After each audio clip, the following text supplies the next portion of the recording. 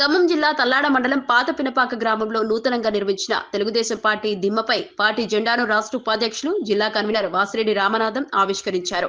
ఈ కార్యక్రమంలో జిల్లా నాయకులు వనామ వాసు పాల్గొన్నారు. ఈ సందర్భంగా వాసిరెడ్డి రామనాథం మాట్లాడుతూ రాబోయే స్థానిక సంస్థల ఎన్నికల్లో తెలుగుదేశం పార్టీ అభ్యర్థుల గెలిపే లక్ష్యంగా కార్యకర్తలు గ్రామాన కృషి చేయాలని పిలుపునిచ్చారు.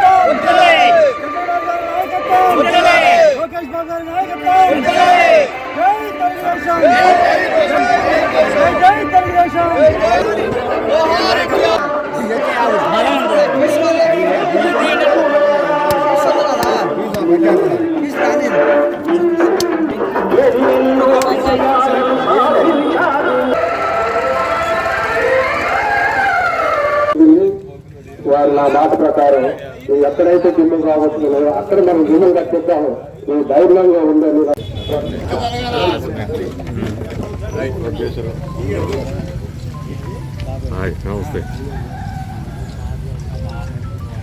Okay sir.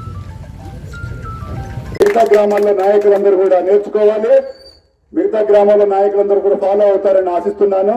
అదే విధంగా చాలా మంది నాయకులు గ్రామ స్థాయి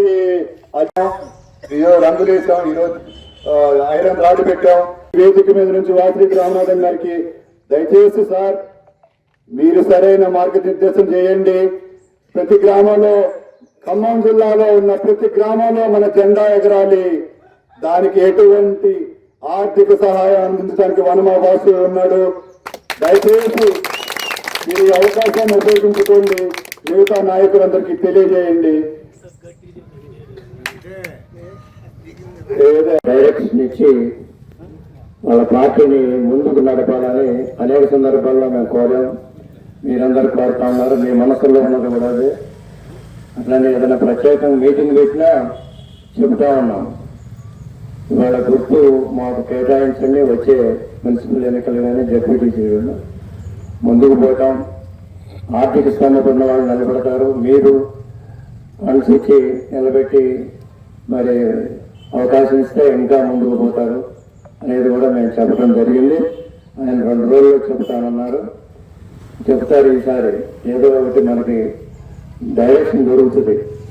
మామూలుగా ఏంటంటే అన్ని ఎన్నికల్లో కూడా అంతకుముందు జరిగినటువంటి 2023 అసెంబ్లీ ఎన్నికలు, తర్వాత జరిగినటువంటి పార్లమెంట్ ఎన్నికలు, సరే ఈ మధ్య జరిగినటువంటి పంచాయతీ ఎన్నికలు అన్నిటిని కూడా మనం ఏమంటే తప్పని పరిస్థితుల్లో వేరే పార్టీలతో ఉండే మనం కోరుకునేది ఏంటంటే ఇవాళ మనందరం తెలుసుకోవాల్సింది, మనం నీరసంగా ఉండాలని కానీ మనకు అధికారంలో లేదని కానీ పదే మనం అనుకోకుండా మనం అధికారంలో ఉంది. మన తెలుగుదేశం పార్టీ అధికారంలో ఉంది. మనది జాతీయ పార్టీ, 2 రాష్ట్రాల్లో ఉంది. అక్కడ అన్నమాదేవులు ఇంకా మద్రాసులో అన్నింటిలో కూడా మన శాఖలు ఉన్నాయి. అధికారంలో ఉన్నదని ఎందుకన్నారంటే పక్క రాష్ట్రంలోనే మన పార్టీ అధికారంలో ఉంది. అలానే కేంద్రంలో కూడా అధికారంలో ఉంది. మన మంత్రులు ఎలా చేస్తున్నారో మీకు తెలుసు. ఎంత చక్కగా మరి ఆంధ్ర రాష్ట్రంలో పరిపాలన ఉన్నదో అట్లనే మన పార్టీ ప్రతినిధులు మంత్రులు కేంద్రంలో ఎంత బాగా చేస్తుందో, పద్ధతిగా చేస్తున్నారో, సవ్యమైన పరిపాలన ఎట్లా అందిస్తున్నారో మీకు అందరికీ తెలుసు. పరిపాలన అంటే ఏంటో, సుపరిపాలన అంటే ఏంటో వాళ్ళు నిరూపిస్తారు. అందుకని జాతీయ పార్టీ కనుక ఇక్కడ అధికారంలో లేకపోయినా మనకున్న అవకాశం ఉన్న చోట అధికారం చలాయిస్తున్న విషయం కూడా మీకు తెలుసు. ప్రజలకు మేలు చేస్తున్న విషయం కూడా తెలుసు మనకి. అందుకనే ఇవాళ మీరు కాంగ్రెస్ చూసినా 2 రాష్ట్రాల్లోనే ఉంది ప్రభుత్వంలో. అందుకని అధికారం ఉండటం, ప్రతిపక్షంలో ఉండటం మామూలే ప్రజాస్వామ్యంలో, అది తాత్కాలికమే. ఇక్కడ మనం బలోపేతం అవుతా ఉన్నాం, ఇంకా కృషి చేయాలా. ఇక్కడ రాష్ట్ర నాయకత్వం ఏర్పడాలా, బలమైనటువంటి నిర్మాణం, మంచి నిర్మాణం మరి ఏర్పడాల్సిన అవసరం ఉంది.